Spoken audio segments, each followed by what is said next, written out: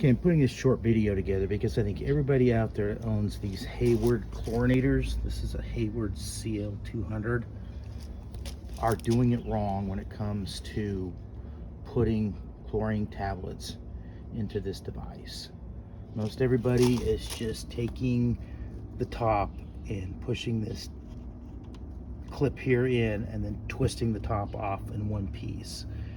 And what happens is when you keep doing that, you end up compromising and destroying the O-ring that's underneath to seal the chlorine from outside.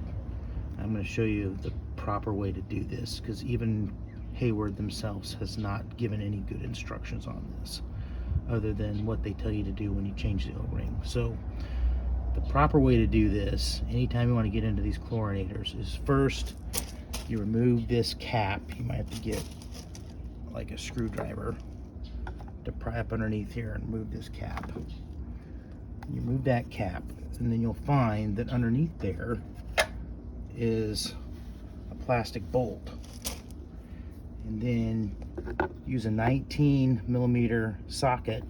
You can twist that off, that bolt off like that, and this nut comes out.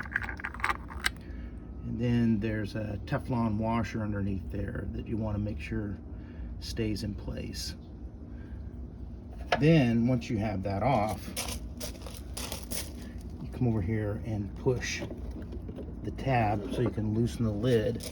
Then the lid spins on itself to reveal the sealing lid that's underneath, which has another Teflon washer on it, so make sure you don't lose that when you go to put this back together.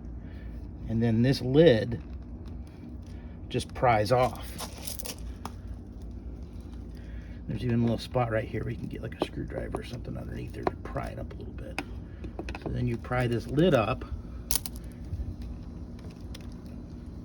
and that's where the O-ring sits for the chlorinator piece.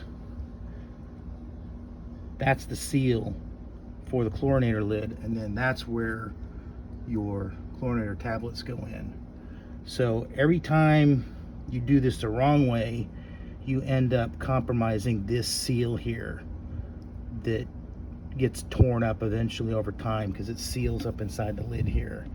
And you end up replacing the seal, and then in the extreme case, which is what I had to do because the chlorinator itself cracked from tightening it down so many times the wrong way, it cracked in the housing and I had to replace this entire chlorinator, which is why you see a new one here.